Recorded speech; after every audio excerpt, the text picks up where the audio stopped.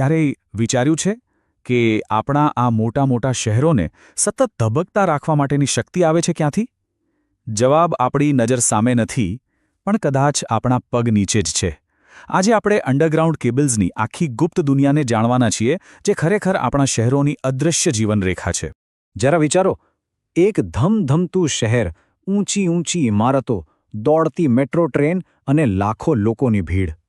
આ બધું જ એક જ શક્તિથી ચાલે છે, અને એ છે વીજળી. પણ સવાલ એ છે કે આ વીજળી આવે છે ક્યાંથી? કારણ કે ચારે બાજુ નજર કરીએ તો મોટાભાગના વીજળીના તાર તો આપણને દેખાતા પણ નથી. તો આ શક્તિનું આખું રહસ્ય જમીનની નીચે છુપાયેલું છે. આ જે કેબલ્સ છે એ માત્ર વીજળીના વાહક નથી, પણ એન્જિનિયરિંગની એક કમાલ છે.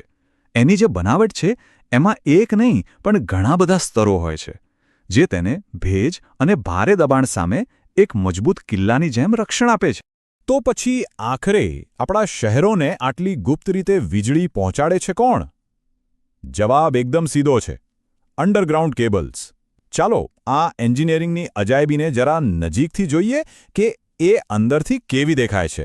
જુઓ, બહારથી તો આ કેબલ એકદમ સામાન્ય દેખાય, બરાબર, પણ એની અંદર સુરક્ષા અને કાર્યક્ષમતાનું એક આખું વિશ્વ છુપાયેલું છે.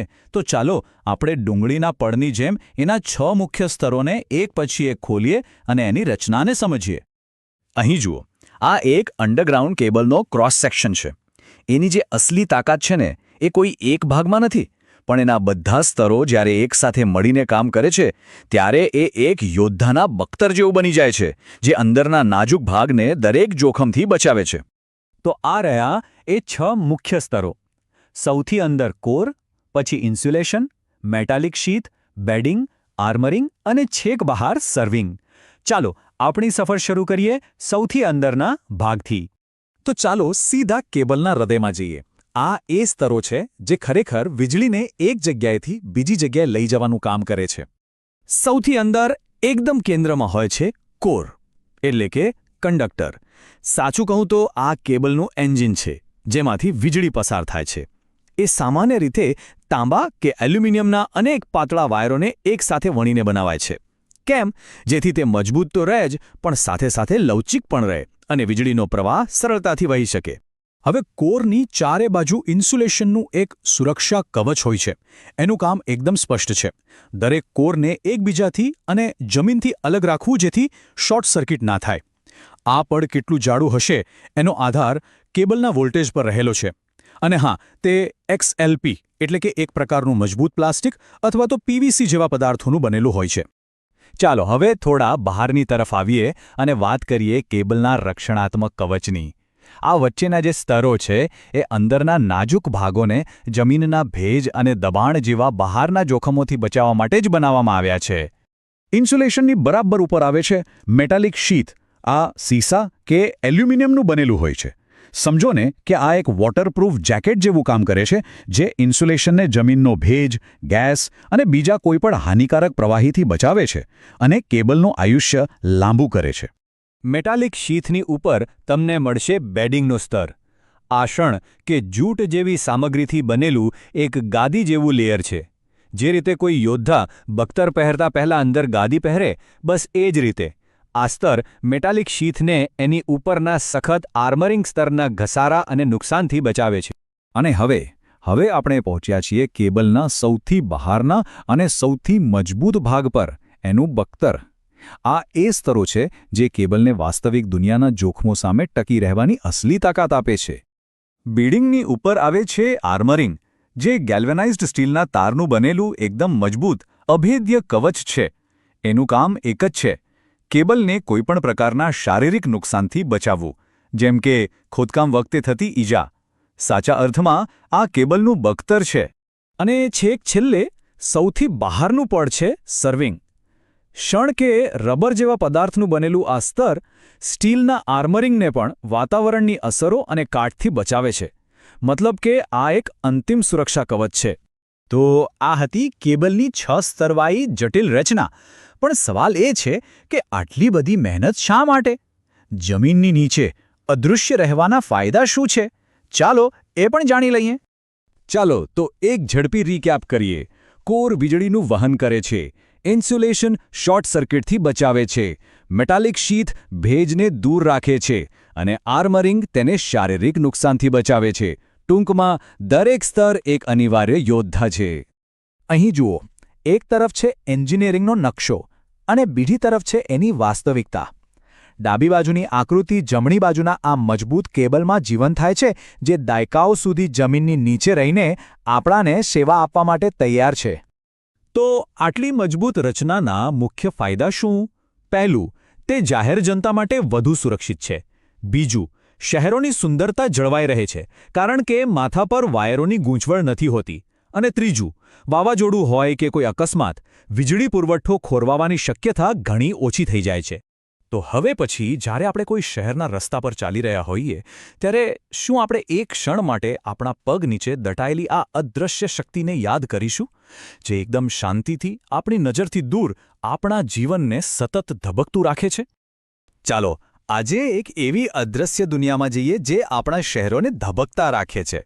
હા, હું વાત કરી રહ્યો છું અંડરગ્રાઉન્ડ કેબલ્સની, એ શક્તિશાળી નેટવર્કની જે આપણી જમીનની નીચેથી આપણા જીવનને પાવર આપે છે. તો આ આખી વાતને બરાબર સમજવા માટે આપણે આ સફરમાં 5 પડાવ પાર કરીશું. પહેલા, શહેર નીચેનું પાવર ગ્રીડ સમજીશું. પછી કેબલની અંદરની રચના જોઈશું, એના જુદા જુદા પ્રકારો વિશે જાણીશું, હાઈ વોલ્ટેજ ટેકનોલોજી પર નજર નાખીશું અને છેલ્લે આ કેબલ પાછળનું સાચું ખોટું શું છે એ પણ જોઈશું. તો ચાલો શરૂઆત કરીએ આપણા પગ નીચે છુપાયેલા એ વિશાળ પાવર ગ્રીડથી. આ એક એવું જબરદસ્ત નેટવર્ક છે જે ભલે દેખાતું નથી, પણ આપણું આખું આધુનિક જીવન એના પર જ ટકેલું છે. ક્યારેય વિચાર્યું છે આપણે ઘરમાં એક સ્વિચ દબાવીએ અને તરત જ લાઇટ ચાલુ? પણ મોટા શહેરોમાં જ્યાં લાખો ઘરો છે ત્યાં પાવર સ્ટેશનથી આપણા ઘર સુધી વીજળી પહોંચે છે કેવી રીતે? તો એનો જવાબ છે આ અંડરગ્રાઉન્ડ કેબલ. આ કોઈ સાધારણ વાયર નથી હોતા. આ તો ખાસ ઇન્સ્યુલેટેડ વાયર છે જે જમીનની અંદર સુરક્ષિત રીતે વીજળી પહોંચાડે છે. ખાસ કરીને ગીચ શહેરોમાં, જ્યાં ઉપરથી જતા વાયરોનું જાડું જોખમી પણ લાગે અને દેખાવમાં પણ ખરાબ, ત્યાં આ કેબલ એકદમ બેસ્ટ ઓપ્શન છે. હવે આવે છે સૌથી મજેદાર ભાગ.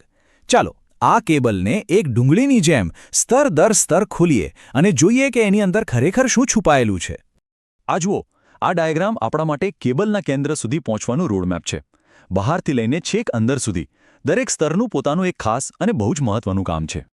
તો સૌથી બહારથી શરૂ કરીએ. પહેલું લેયર છે સર્વિંગ, જે કેબલનું જાણે રેનકોટ છે જે તેને વાતાવરણથી બચાવે છે. એની અંદર છે આર્મરિંગ. આ તો કેબલનો બોડીગાર્ડ છે, એક લોખંડી બખ્તર જેવું જે તેને ખોદકામ કે દબાણથી બચાવે છે. પછી આવે બેડિંગ, એક ગાદી જેવું લેયર જે અંદરના ભાગને સુરક્ષિત રાખે છે. એનાથી પણ અંદર છે મેટાલિક શીથ, જે પાણી કે ભેજને અંદર આવવા જ નથી દેતો. અને છેલ્લે એકદમ સેન્ટરમાં આપણો હીરો કોર, જેની આસપાસ ઇન્સ્યુલેશનનું મજબૂત કવચ છે. આ કોરમાંથી જ વીજળી પસાર થાય છે. ઓકે, તો હવે આપણે એક કેબલની અંદરની રચના તો સમજી ગયા, પણ શું બધા કેબલ એક સરખા હોય છે? ના, બિલકુલ નહીં. ચાલો હવે કેબલના આખા પરિવારને મળીએ અને જોઈએ કે અલગ અલગ જરૂરિયાત માટે કેવા કેવા કેબલ હોય છે. કેબલને ઓળખવાનો સૌથી સહેલો રસ્તો છે એના વોલ્ટેજ રેટિંગથી. સીધી વાત છે, જેટલો વધારે પાવર એટલો જ મજબૂત કેબલ જોઈએ. તમે જુઓ, નાના મોટા કામ માટે લો ટેન્શન કેબલ છે જે 1 kV સુધી કામ કરે. પછી જેમ જેમ પાવર વધે તેમ હાઈ ટેન્શન, સુપર ટેન્શન અને છેક ઉપર આવે છે એક્સ્ટ્રા સુપર વોલ્ટેજ કેબલ, જે 132 kV કરતાં પણ વધારે પાવર હેન્ડલ કરી શકે છે. હવે વાત કરીએ કોરની સંખ્યાની.